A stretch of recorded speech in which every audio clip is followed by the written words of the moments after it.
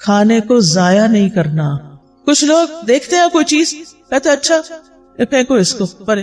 کھجور لیں گے اس کے اندر وہ چھوٹی چھوٹی لگ جاتی نا سسری سی, تو کہتے ہیں نہیں یہ نہیں کھانی, پھینک دو پھینک دو پھینک دو. یہ اسراف ہے. نبی صلی اللہ علیہ وسلم کی سنت کیا ہے؟ آپ کے سامنے پرانی کھجور پیش کی گئی, آپ نے کھول کے اچھی طرح جائزہ لیا, سسریاں نکالی, صاف کیا اور باقی کھا لی. اگر کوئی لقمہ زمین پہ گر جاتا تھا تو آپ کیا کرتے تھے؟ اٹھا کے پھینک دو؟ نہیں, بلکہ اس کو صاف کر کے کھا لیتے تھے. نبی صلی اللہ علیہ وسلم نے فرمایا شیطان تم میں سے ہر ایک آدمی کے پاس اس کے ہر کام کے وقت موجود رہتا ہے, یہاں تک کہ کھانے کے وقت بھی. لہٰذا جب تم میں سے کسی کا لقمہ گر جائے تو چاہیے کہ اس کو کھا لے صاف کر کے, اور اسے شیطان کے لیے نہ چھوڑے. کھانے کے بعد برتن کو کیا کرنا چاہیے؟ صاف کرنا چاہیے. ہم پہلے بے سوچے سمجھے برتن بھر لیتے ہیں, خاص طور پہ شادیوں میں. توجہ سے سنیے یہ بات, بڑی سخت تکلیف ہوتی ہے جب لوگ شادیوں پہ جاتے ہیں اور پلیٹوں کے اندر چھوٹے چھوٹے ٹیلے بنا لیتے ہیں کھانا ڈال ڈال کے, اور پھر 2-4 لقمے کھاتے ہیں, کوئی چھوٹے بچے کو ساتھ کھلایا اور باقی ساری کی ساری پلیٹ واپس. اس کا حساب کون دے گا؟ پہلے تھوڑا ڈال کے چکھ لیں کہ آپ کے حساب سے نمک پورا ہے یا نہیں, اور اگر پہلی دفعہ میں آپ کو ٹھیک لگتا ہے تو بس پھر دوبارہ اتنا ڈالیں جتنا آپ کو بھوک ہے کھانا ہے.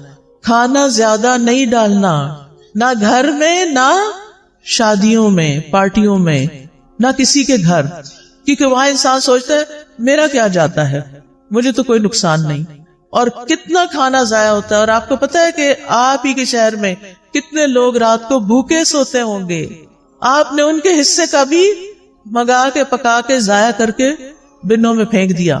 تو کھانے کے بعد برتن صاف کرنا ہے. اگر کسی وجہ سے بعض اوقات اندازہ نہیں ہوتا, کچھ چیزیں ایسی ہوتی ہیں ان کو کھا کے جلدی پیٹ بھر جاتا ہے, تو پھر اس کھانے کو الگ نکال لیں.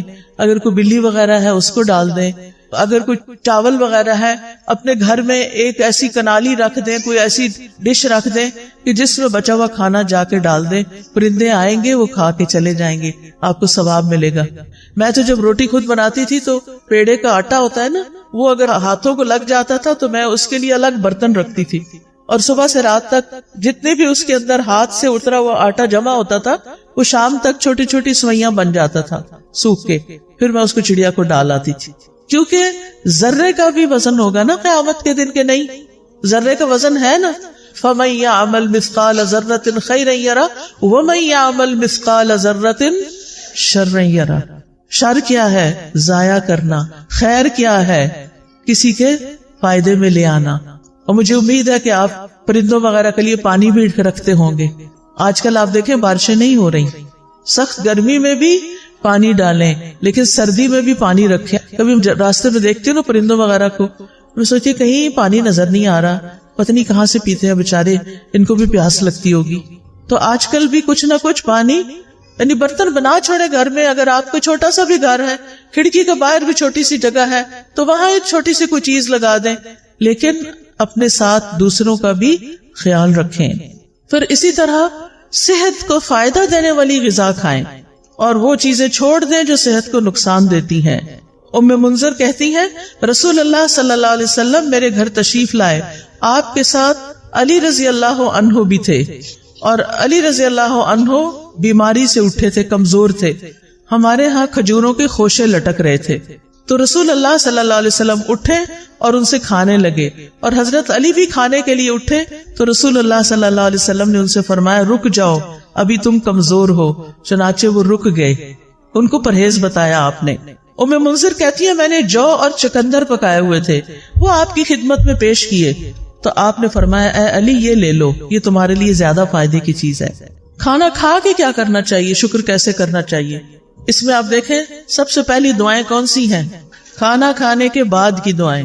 ایک نہیں کئی دعائیں ہیں. آپ نے پتا کیا کرنا ہے؟ ان دعاؤں کو, اس پیپر کو اس میں سے الگ کر کے آپ نے اپنے کچن میں جہاں کھانا کھاتے ہیں یا ڈائننگ ہال میں یا پھر جہاں بھی آپ ہوتے ہیں وہاں یہ لگا لیں اور دیکھ کے پڑھنا شروع کریں اور ایک ایک یاد کرنا شروع کریں تاکہ کھانے کے بعد پڑھ کے آپ اٹھیں. ٹھیک ہے انشاءاللہ. اور اس سے آپ کو انشاءاللہ بہت ثواب ہوگا اور یہ شکر ادا کرنے کا ایک طریقہ ہے. مثال کے طور پر آپ دیکھیں اللہم بارک لنا فیہ وَأَطْعِمْنَا خَيْرًا مِّنْهُ، اے اللہ ہمیں اس کھانے میں برکت عطا فرما اور ہمیں اس سے بہتر کھلا. سبحان اللہ. ہر دفعہ کھانا کھا کے اگر آپ یہ دعا مانگتے ہیں کہ اللہ ہمیں اس سے بہتر عطا فرما تو کیا ہوگا؟ شکر ادا کرنے والے کو کیا ملتا ہے؟ بہتر ملتا ہے. پھر الحمدللہ الذی اطعم وسقا وصوغہ وجعل لہ مخرجا، تمام تعریفیں اللہ کے لیے ہیں جس نے کھلایا پلایا اور اسے جسم میں پیوست کیا، یعنی ہمارے جسم کا حصہ بنا اور اس کے نکلنے کی راہ بنائی، یعنی جو ویسٹ تھا وہ بھی جسم سے نکل گیا. اور اسی طرح باقی دعائیں بھی ہیں. میں نے یہ دعائیں اپنے کچن میں لگائی ہوئی ہیں اور الحمدللہ پڑھنے میں بہت آسانی ہوتی ہے. پھر اس کے بعد کھانے پینے میں اسراف سے بچنا ہے. یہ بڑا اہم سبق ہے. اللہ سبحانہ وتعالیٰ فرماتے ہیں یا بنی آدم خذوا زینتکم عند کل مسجد وکلوا واشربوا ولا تسرفوا انہ لا یحب المسرفین.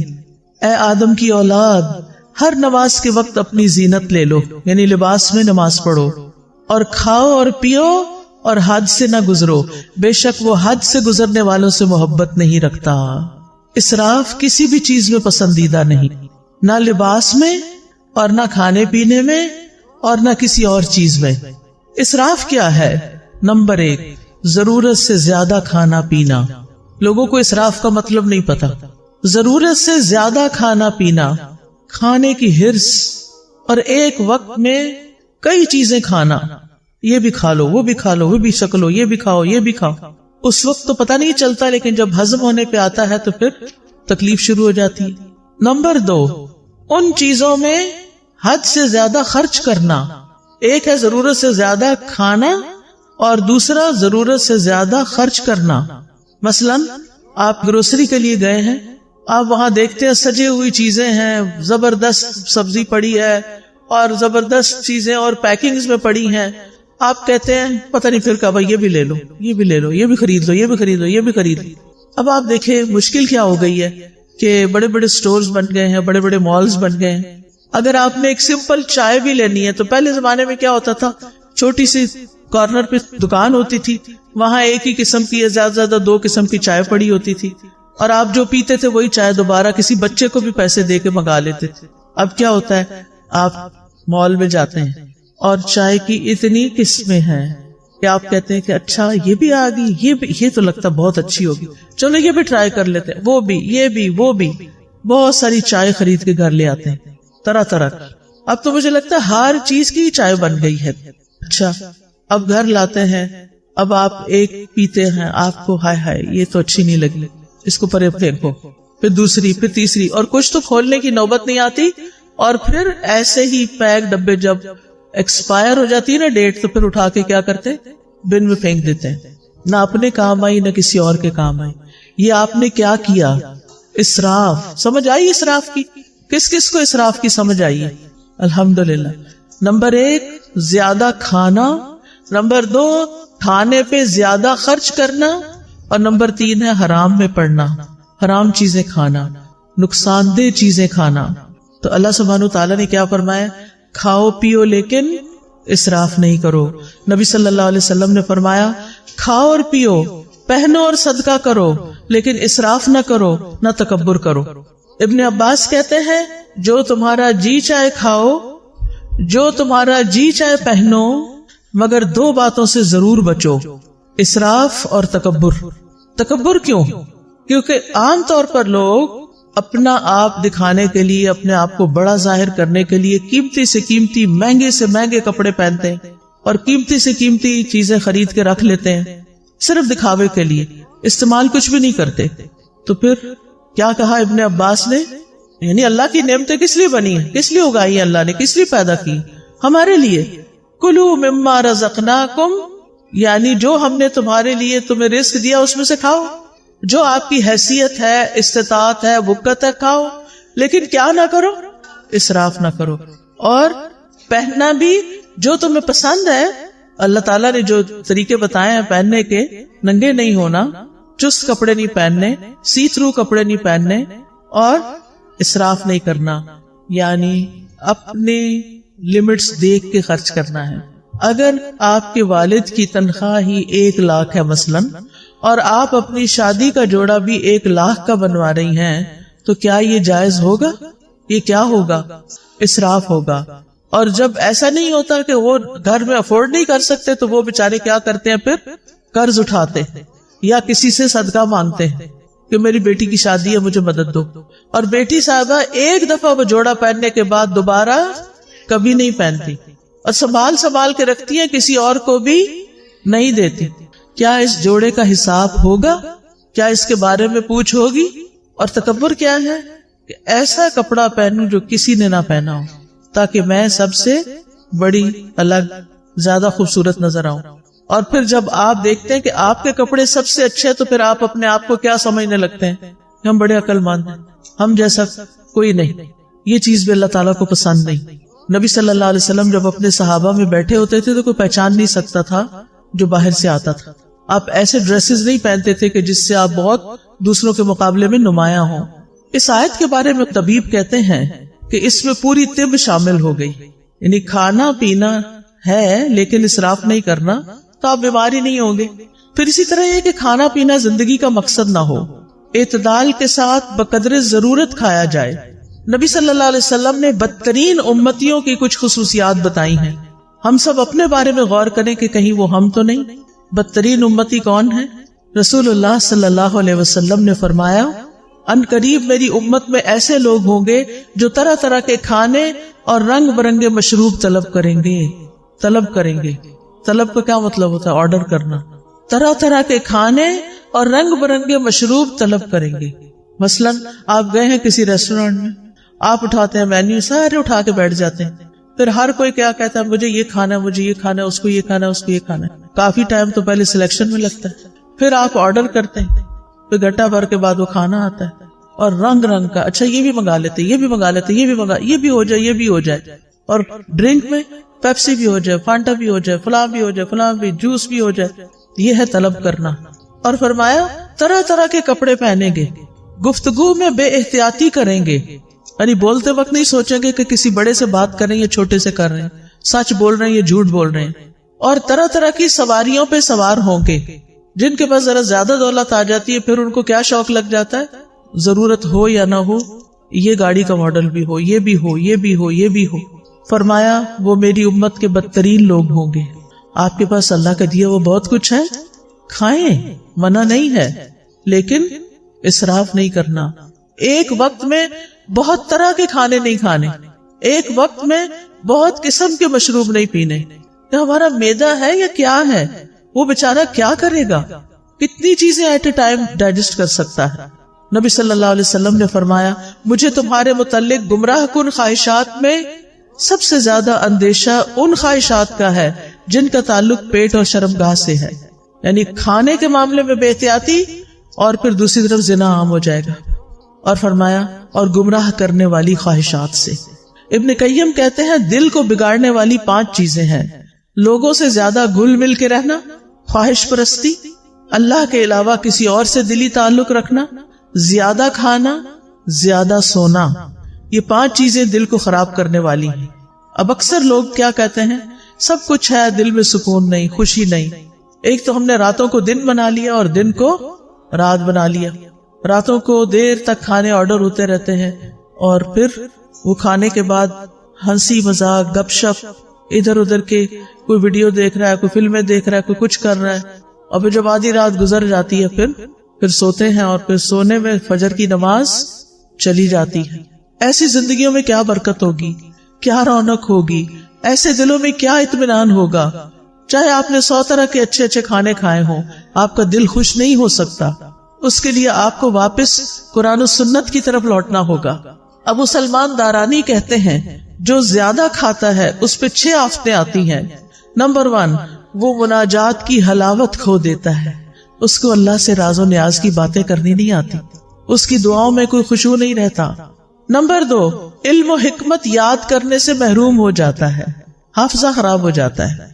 नंबर 3, मखलूक पर शफकत से महरूम हो जाता है, क्योंकि जब वो पेट भर लेता है वो समझता सबके पेट भरे हुए हैं, वो किसी और के बारे में नहीं सोचता।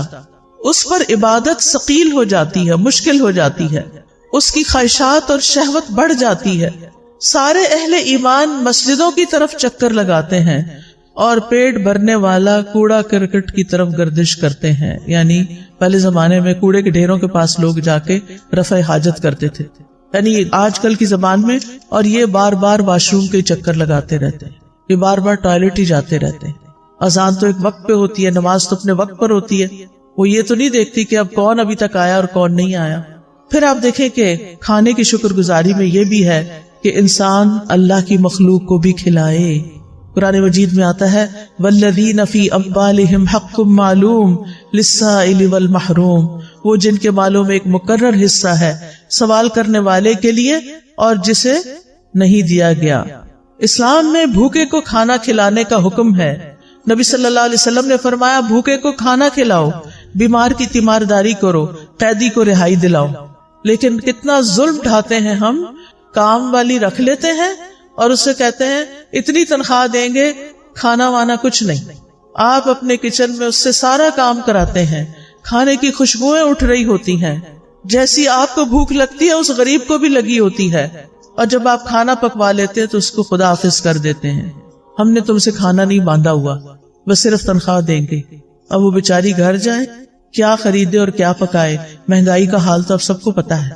اگر اپنے ہی کھانے میں سے، جیسے نبی صلی اللہ علیہ وسلم نے فرمایا جو تمہارے لیے پکا کے لائے تو چند لقمے اس کو بھی اس میں سے کھلاؤ، اگر اس میں سے آپ اسے بھی دے دیتے ہیں، بٹھا کے کھلا دیتے ہیں، کتنا بڑا اجر کماتے ہیں۔ آپ کو گھر سے باہر جا کے صدقہ کرنے کی ضرورت نہیں پیش آئے گی اگر آپ گھر کے غریب ملازموں کو اچھا کھانے پینے کو دے دیتے ہیں۔ کیا حکم ہے؟ جو خود کھاؤ وہی ان کو کھلاؤ۔ کیا ہم اس پہ عمل کرتے؟ ان کا کھانا تو الگ بنتا ہے۔ اب آپ دیکھیں ایک کک جو کئی کھانے بنا کے آپ کے سامنے رکھ رہا ہے اور خود اپنے لیے دال بنا کے بیٹھ کے کھا رہا ہے، غریب، وہ آپ کے لیے دل میں کیسی محبت رکھے گا، اس کے دل میں کیسی کیسی تکلیف ہوگی کہ میں یہ سب کچھ صرف بنانے کے لیے، مجھے چکھنے کی بھی اجازت نہیں، اور میں اپنے سرونٹ کوارٹر میں جا کے دال ابال کے کھاؤں۔ کیسی کیسی زیادتیاں ہم کرتے ہیں۔ دوسرے کو کھانا کھلانا ایک مشکل کام ہے، انسان کے دل کے اندر بخل ہے، لیکن یہ تو کرنا ہی ہے کیونکہ اس میں اجر بہت زیادہ ہے۔ یہ انبیاء کی صفت ہے۔ قرآن مجید میں آتا ہے فَلَقْتَحَمَ الْعَقَبَةَ وَمَا أَدْرَاكَ مَا الْعَقَبَةُ فَكُّ رَقَبَةٍ أَوْ إِطْعَامٌ فِي يَوْمٍ ذِي مَسْغَبَةٍ۔ پھر وہ مشکل گھاٹی میں نہ گھسا۔ کیا ہے وہ مشکل گھاٹی؟ وہ گردن چھڑانا یا کسی بھوک والے دن میں کھانا کھلانا ہے۔ آج کل سردیاں ہیں نا، سردیوں میں بھوک زیادہ لگتی ہے، لیکن اس میں انسان کہتا ہے میرا کیا بنے گا جو اس کو بھی کھلایا بیچ میں سے، تو لہذا سارا اپنے لیے رکھ لو۔ یہ مشکل کام ہے کھلانا، لیکن جس کو اللہ توفیق دے اس کے لیے بڑا ہی حلاوت والا کام ہے، اس کو کھلا کے زیادہ مزہ آتا ہے۔ جب حضرت ابراہیم کے پاس فرشتے آئے تو انہوں نے کیا کیا؟ یہ نہیں پوچھا کہاں سے آئے ہو، اجنبی لوگ، لیکن چلے گئے اور کھانا لے کر آئے۔ نبی صلی اللہ علیہ وسلم نے عورتوں کو بھی نصیحت کی، مسلمان عورتوں، تم میں کوئی اپنی ہمسائی کے گھر بکری کے ایک پائے کا کھر بیچنے کو بھی حقیر نہ سمجھے، یعنی کھانا بنا کے یا بنانے سے پہلے اپنے ہمسایوں میں بھی تقسیم کیا کرو، کچھ نہ کچھ ان کو بھی بھیجا کرو، اس سے محبت بڑھتی ہے۔ جہنم میں جانے والے لوگوں کی جو خصوصیت سورۃ الحاقہ میں بتائی گئی وہ کیا ہے؟ انہ کان لا یؤمن باللہ العظیم ولا یحض علی طعام المسکین، کہ وہ اللہ بڑے عظمت والے پر ایمان نہیں رکھتا تھا اور نہ مسکین کو کھانا کھلانے کی ترغیب دیتا تھا۔ یعنی صرف خود کھلانا بھی کافی نہیں، اوروں کو بھی ترغیب دلانی ہے کہ وہ بھی کھلایا کرے۔ نبی صلی اللہ علیہ وسلم نے کیا حکم دیا تھا اپنے صحابہ کو کہ کھانے میں کیا کریں؟ پانی زیادہ ڈال لیں، شوربہ بنا لیں اور ہمسایوں کو یاد رکھیں۔ ابو درداء رضی اللہ عنہ اپنی بیوی کو مساکین کی وجہ سے زیادہ شوربہ بنانے کی ترغیب دیتے، اور لیٹلی آپ دیکھیں کہ ہم لوگوں کے کھانے کا سٹائل کیا ہو گیا ہے، شوربے والے کھانے تو غائب ہوتے جا رہے ہیں۔ اب ہم سب کی پسند کیا ہے؟ فرائیڈ یا روسٹ یا بنا ہوا کھانا، بس، جو معدے پہ ہضم کرنا بھی بڑا مشکل ہے۔ نہ ہم نے خود اپنے لیے فائدے کا کام کیا اور نہ دوسروں کو فائدہ پہنچایا۔ وہ کہتے تھے ہم نے ایمان لا کے آدھی زنجیر اتار پھینکی ہے، یعنی جہنم میں جانے والی، کیونکہ اس میں آتا نا کہ وہ کہا جائے گا کہ اس کو جہنم میں جکڑو زنجیروں میں، کیا ہم باقی بھی نہ اتار دیں، یعنی کھانا کھلا کے۔ پھر اسی طرح آپ دیکھیں بہت سے سلف صالحین اپنی افطاری کے کھانے میں دوسروں کو ساتھ کھلاتے تھے، عبداللہ بن عمر، داؤد تائی، مالک بن دینار اور احمد بن حنبل انہی لوگوں میں سے تھے۔ ابن عمر یتیموں اور مسکینوں کے ساتھ بیٹھ کے افطار کرتے۔ اگر انہیں یہ علم ہو جاتا کہ انہوں نے مساکین اور یتیموں کو نہیں کھلایا تو وہ افطاری کے وقت کھانا نہیں پھر کھاتے تھے کہ مسکینوں کو کیوں نہیں کھلایا۔ اور بعض ایسے بھی تھے جیسے حسن بصری اور عبداللہ بن مبارک کہ خود بھوکے بھی رہ لیتے لیکن دوسروں کو کھلاتے، کیونکہ یہ اللہ تعالیٰ کو بڑا ہی محبوب اور پسند ہے کہ انسان دوسروں کو کھلائے۔ نبی صلی اللہ علیہ وسلم نے فرمایا وہ لوگ اللہ تعالیٰ کو زیادہ پیارے ہیں جو لوگوں کے لیے زیادہ فائدے مند ہیں۔ اللہ کے نزدیک سب سے پسندیدہ اعمال یہ ہیں کسی مسلمان کو خوش کرنا، اس سے کوئی تکلیف دور کرنا، اس کا قرضہ ادا کر دینا، اس سے بھوک کو دور کر دینا۔ پھر کھانا کھلانا جو ہے یہ صدقہ ہے، صرف باہر والوں کو نہیں، گھر والوں کو بھی۔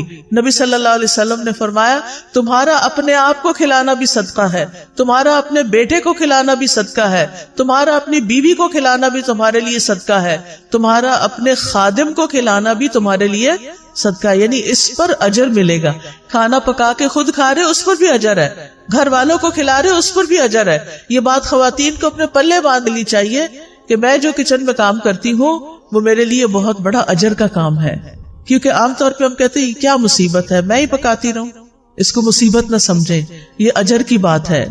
پھر اسی طرح کسی کو پانی کا ایک گھونٹ پلانا بھی صدقہ ہے، کھجور کا آدھا ٹکڑا دے کے بھی انسان جہنم سے بچ سکتا ہے۔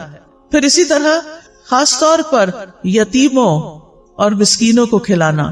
نبی صلی اللہ علیہ وسلم نے فرمایا جو شخص مسلمان ماں باپ کے کسی یتیم بچے کو اپنے کھانے اور پینے میں اس وقت تک شامل رکھتا ہے جب تک وہ اس کی مدد سے مستغنی نہیں ہو جاتا، یعنی خود کمانے نہیں لگ جاتا، تو اس کے لیے یقینی طور پر جنت واجب ہو جاتی ہے۔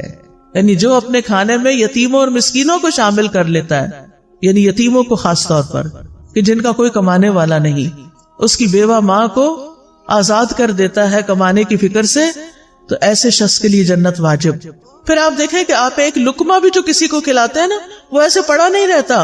حدیث میں آتا ہے کہ اللہ سبحانہ و تعالیٰ تم میں سے ہر ایک کی کھجور اور لقمے کو اس طرح بڑھاتا ہے جیسے تم میں سے کوئی آدمی اپنے گھوڑے کے بچھیرے کو پالتا ہے، یہاں تک کہ ایک لقمہ احد پہاڑ جتنا ہو جائے گا، یعنی قیامت کے دن اتنا بڑا اس کا اجر آپ کے سامنے آئے گا۔ پھر اسی طرح رسول اللہ صلی اللہ علیہ وسلم نے فرمایا قیامت کے دن ہر شخص اپنے صدقے کے سائے میں ہوگا یہاں تک کہ لوگوں کے درمیان فیصلہ ہو جائے۔ یزید کہتے ہیں ابو الخیر کوئی دن ایسا نہیں جانے دیتے تھے جس میں کوئی چیز خواہ میٹھی روٹی یا پیاز یا اس طرح کی کوئی چیز صدقہ نہ کرے۔ جب گھر سے نکلتے تھے کچھ نہ کچھ کھانا لے کے نکلتے اور کسی نہ کسی کو کھلا دیتے تھے۔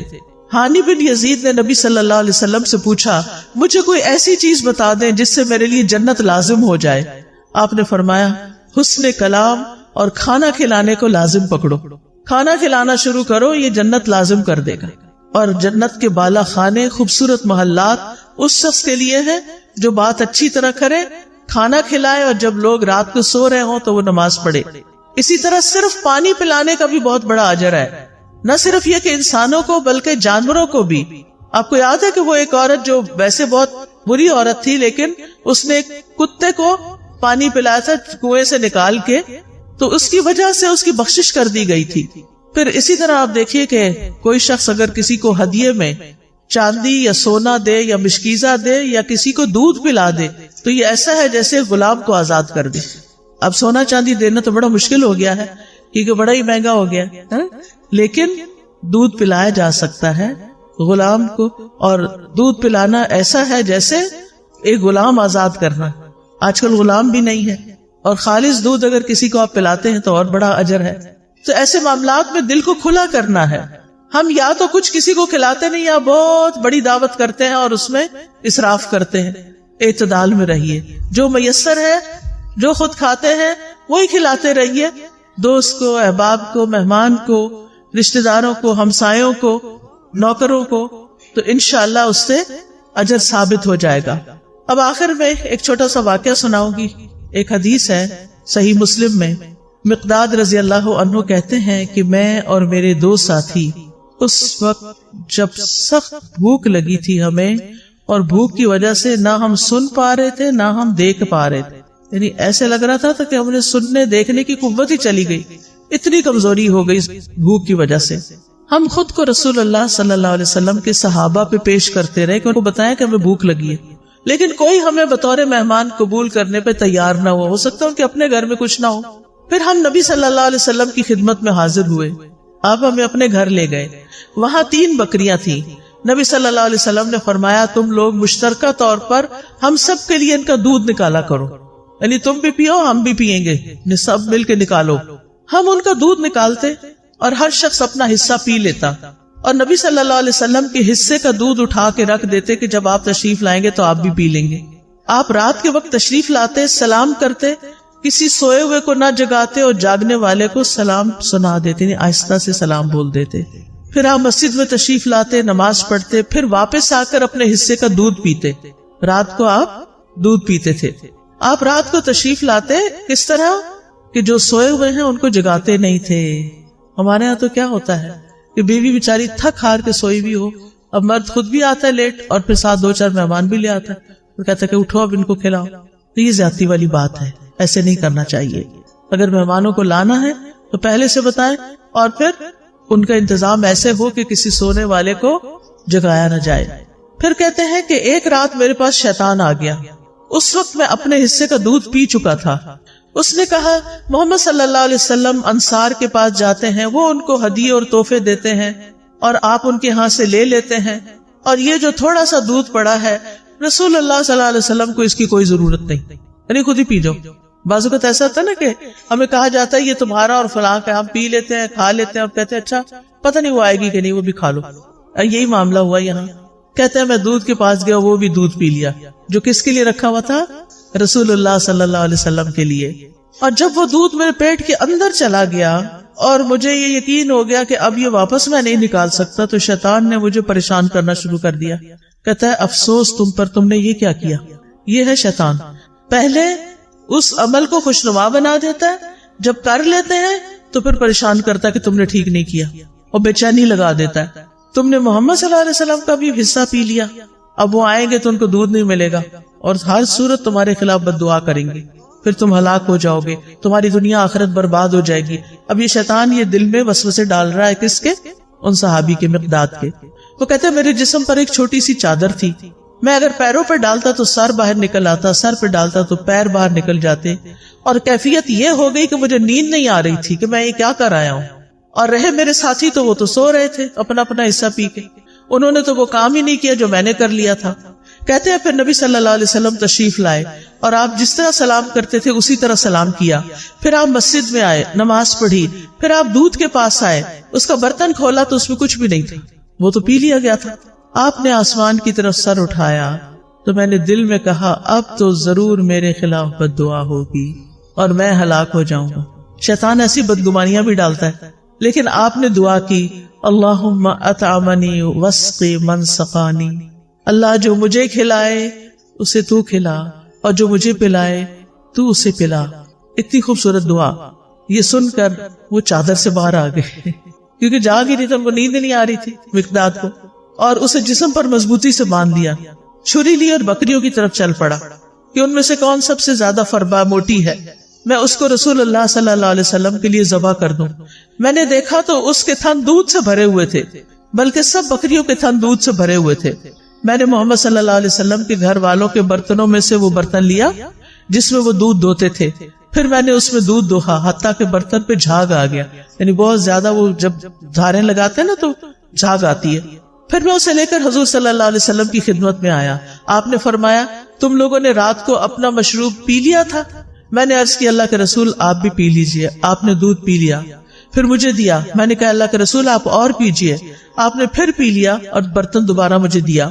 جب میں نے جان لیا کہ رسول اللہ صلی اللہ علیہ وسلم سیر ہو چکے ہیں اور میں نے آپ کی دعا کو پا لیا ہے، یعنی یہ دعا تو مجھے لگی کہ اللہم اطعم من اطعمنی واسقی من سقانی، تو میں ہنسنے لگ گیا، ہنستے ہنستے زمین پہ گر گیا۔ آپ نے فرمایا مقداد یہ ایک بری خصلت ہے، یہ کوئی اچھا اخلاق نہیں ہے کہ ہنستے ہنستے نیچے گرو، کئی لوگ ایسے کرتے ہیں تو ایسا نہیں کرنا چاہیے۔ میں نے کہا اللہ کے رسول میرے ساتھ تو یہ معاملہ ہوا تھا آج اور میں نے اس طرح کیا۔ آپ نے فرمایا یہ دودھ اس وقت جو تمہیں ملا اللہ کی رحمت کے سوا کچھ نہ تھا، تم نے مجھے اس وقت کیوں نہ بتا دیا؟ ہم اپنے ساتھیوں کو بھی جگا دیتے اور وہ بھی اس رحمت میں سے اپنا حصہ پا لیتے۔ میں نے کہا اس ذات کی قسم جس نے آپ کو حق کے ساتھ بھیجا ہے، جب یہ دودھ آپ نے پی لیا اور آپ کے ساتھ میں نے بھی پی لیا تو اب مجھے کوئی پرواہ نہیں کہ کس نے پیا اور کس نے نہیں پیا، بس میرا کنسرن یہی تھا۔ تو اس حدیث سے کچھ باتیں پتہ چلتی ہیں۔ سب سے پہلی بات تو یہ کہ نبی صلی اللہ علیہ وسلم بھوکے، بے سہارا، بے آسرا لوگوں کو اپنے گھر لے آتے تھے، اپنے پاس پناہ دیتے تھے، ان کا خیال رکھتے تھے۔ دوسری بات یہ کہ یہ حدیث نبوت کے دلائل میں سے ایک دلیل ہے۔ تیسری بات یہ کہ جب آپ دیر سے بھی رات کو آتے گھر تو سلام کیا کرتے تھے، جو جاگ رہا ہوتا سن لیتا اور جو سونے والا ہوتا وہ ڈسٹرب نہیں ہوتا تھا۔ اس سے پتہ چلتا ہے کہ آپ سونے والے کی نیند کا خیال رکھتے تھے، اور ہمیں بھی رکھنا چاہیے۔ پھر اسی طرح شیطان دوسروں کے حصے کو خوشنما بنا کے دکھاتا ہے اور اس کو استعمال کرنے کی ترغیب دیتا ہے، اور شیطان مومن کو پریشان اور مایوس کرتا ہے۔ پھر نبی صلی اللہ علیہ وسلم کا عمدہ اخلاق بھی پتہ چلتا ہے کہ کس طرح آپ نے چشم پوشی کی، صبر سے کام لیا، اور کس طرح آپ نے دعا کی۔ اپنا حصہ نہیں ملا تو دعا کر لی۔ اگر کبھی یہ ہو ہمارے ساتھ کہ ہمارا کوئی بہن بھائی ہمارا کوئی حصہ کھا پی جائے، ہم کیا کریں گے؟ دعا دیں گے یا لڑائی ڈال دیں گے؟ آئندہ سے کیا کریں گے؟ لڑائی نہیں کریں گے بلکہ دعا دیں گے۔ نبی صلی اللہ علیہ وسلم کھانا کھلانے والے کو بھی دعا دیا کرتے تھے۔ ابن قیم لکھتے کہ آپ کی صفات میں سے یہ بات تھی، آپ کے اخلاق میں سے بھی، کہ جب کسی کے پاس کچھ کھاتے تو وہاں سے نکلتے نہیں تھے جب تک ان کے لیے دعا نہ کر دیں۔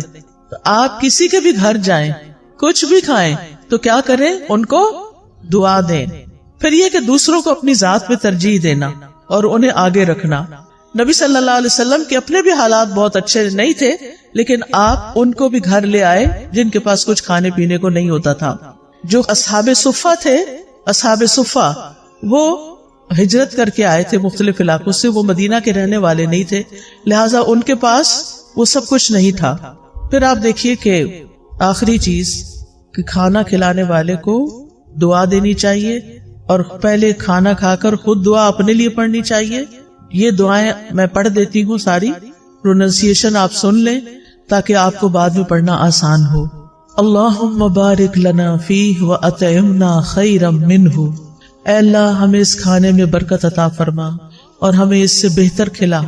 الحمدللہ الذی اطعم وسقا وسوغہ وجعل لہ مخرجا، تمام تعریفیں اللہ کے لیے ہیں جس نے کھلایا پلایا اور اسے جسم میں پیوست کیا اور اس کے نکلنے کی راہ بنائی۔ الحمدللہ کثیرا طیبا مبارکا فی غیر مکفی ولا مودع ولا مستغنا عنہ ربنا، سب تعریف اللہ کے لیے ہے جو پاکیزہ ہے، کثیر ہے، مبارک ہے۔ اس کھانے کو ہم کافی نہیں سمجھتے اور نہ اس کو چھوڑتے ہیں، اے ہمارے رب، نہ ہم اس سے بے پرواہ ہو سکتے ہیں۔ یعنی یہ نہیں کہ یہ آخری دفعہ ہے اور یہی کافی ہے، یہ کافی نہیں ہے، آئندہ بھی کھانا ہے ہمیں۔ اللہم اطعمت واسقیت واغنیت واقنیت وہدیت واحییت فلک الحمد علی ما اعطیت، اے اللہ تو نے ہی کھلایا، تو نے ہی پلایا، تو ہی غنی کرتا ہے، تو ہی فقیر کرتا ہے، تو نے ہدایت دی، تو نے ہی زندگی عطا فرمائی، بس جو تو نے عطا کیا اس پر تیری ہی تعریف ہے۔ پھر پچھلے سارے گناہوں کو معاف کرنے والی دعا ہے۔ رسول اللہ صلی اللہ علیہ وسلم نے فرمایا جو کھانا کھا کے یوں کہے الحمدللہ الذی اطعمنی ھذا ورزقنیہ من غیر حول منی ولا قوہ، اس اللہ کا شکر جس نے مجھے یہ کھانا کھلایا اور مجھے رزق عطا فرمایا جس میں میری قوت اور کوئی طاقت شامل نہیں۔ پھر اسی طرح ایک اور دعا ہے، ابن عباس فرماتے ہیں کہ رسول اللہ صلی اللہ علیہ وسلم نے فرمایا جسے اللہ تعالیٰ کوئی بھی کھانا کھلائے وہ یوں کہے اللہم بارک لنا فیہ وارزقنا خیرا منہ، اے اللہ ہمیں اس میں برکت عطا فرما اور ہمیں اس سے بہتر عطا فرما۔ جب دودھ پیتے تو کیا پڑھتے؟ اللہم بارک لنا فیہ وزدنا منہ، اے اللہ ہمارے اس دودھ میں ہمیں برکت عطا کر اور ہمیں اس سے زیادہ عطا کر۔ ابو ہریرہ رضی اللہ عنہ کھانا کھانے کے بعد کس طرح شکر ادا کرتے تھے؟ وہ کہتے ہیں ابو ہریرہ نے حمید سے کہا میری والدہ کے پاس جاؤ، ان کو سلام کہو اور کہو آپ کا بیٹا آپ کو سلام دے رہا ہے اور کہتا ہے ہمیں کچھ کھانا کھلائیں۔ اس پر ان کی والدہ نے جو کی 3 روٹیاں اور زیتون کا تیل جو ہے اور نمک رکابی میں رکھا اسے اپنے سر پہ رکھ لیا اور ان کے پاس لے کر یہ چلے گئے. پھر جب میں نے ان لوگوں کے سامنے کھانا رکھا تو ابو ہریرہ نے کہا یہ تو بہت بڑی چیز ہے. الحمدللہ الذی اشبعنا من الخیر. سب تعریف اللہ کے لیے ہے جس نے ہمارا پیٹ روٹی سے بھرا. یعنی ہمارا کھانا 2 سیاہ رنگ یعنی کھجور اور پانی کے سوا کچھ نہ تھا، تو جب روٹی ملتی تھی تو وہ بہت بڑی نعمت سمجھتے تھے اس کو. پھر شدت بھوک کے وقت کی دعا ہے. اس سے پہلے ایک اور دعا ہے الحمدللہ الذی ہدانا واطعمنا وسقانا ونعمنا. اللہ اکبر. اللہم الفتنا نعمتک بکل شر اصبحنا منها وامسینا بکل خیر فنسألک تمامها وشکرها لا خیر الا خیرک ولا الہ غیرک الہ الصالحین ورب العالمین. الحمدللہ ولا الہ الا اللہ ما شاء اللہ ولا قوة الا باللہ. اللہم بارک لنا فیما رزقتنا وقنا عذاب النار. اس کا ترجمہ ہے سب تعریف اللہ کے لیے ہے جس نے ہمیں ہدایت دی. ہدایت کھانے پینے سے بھی زیادہ قیمتی چیز ہے. ہمیں کھلایا اور ہمیں پلایا، ہمیں نعمتیں عطا فرمائیں. اللہ سب سے بڑا ہے. اے اللہ تیری نعمت اس وقت آئی جب ہم شر میں پھنسے ہوئے تھے. ہم نے اس نعمت کی وجہ سے ہر طرح کی خیر کے ساتھ صبح کی اور شام کی. بس ہم تجھ سے اس نعمت کے مکمل ہونے کا اور اس کے شکر ادا کرنے کا سوال کرتے ہیں. تیری خیر کے سوا کوئی خیر نہیں، تیرے سوا کوئی معبود نہیں. اے الہ الصالحین، سارے جہانوں کے رب، سب تعریف اللہ کے لیے ہے اور اللہ کے سوا کوئی معبود نہیں. جو چاہتا ہے وہی ہوتا ہے، کسی میں طاقت نہیں سوائے اللہ کے. اے اللہ جو رزق تو ہمیں دے اس میں برکت دے اور ہمیں آگ کے عذاب سے بچا لے. اور اسی طرح حضرت عائشہ فرماتی ہے کہ نبی صلی اللہ علیہ وسلم رات کو بھوک کی وجہ سے کروٹیں بدلتے تھے اور یہ دعا پڑھتے لا الہ الا اللہ الواحد القہار رب السماوات والارض وما بینہما العزیز الغفار. نہیں ہے کوئی معبود برحق مگر اللہ جو اکیلا اور زبردست ہے، آسمانوں اور زمین اور ان دونوں کے درمیان والی تمام چیزوں کا رب ہے. وہ غالب اور بہت بخشنے والا ہے. پھر اگر کوئی آپ کو کھانا کھلائے تو آپ کیا دعا کریں؟ اللہم اطعم من اطعمنی واسق من سقانی. اللہ جو مجھے کھلائے تو اسے کھلا اور جو مجھے پلائے تو اس کو پلا. ہمارا کیا کھلانا اور ہمارا کیا پلانا، جو اللہ کھلائے گا اس کا تو کوئی میچ ہی نہیں. پھر اسی طرح کھانا کھلانے والے کے رزق میں برکت کی دعا کرنی چاہیے کہ اللہ تعالیٰ اس کو برکتیں عطا کر. اور پھر ایک اور دعا ہے افطر عندک الصائمون طعامکم الابرار وصلت علیکم الملائکہ. تمہارے ہاں روزہ افطار کیا کریں نیک لوگ، وہ تمہارے کھانا کھایا کریں اور فرشتے تمہارے لیے دعائیں کریں. تو یہ ہے کھانا کھلانے سے متعلق ہمارے دین کی رہنمائی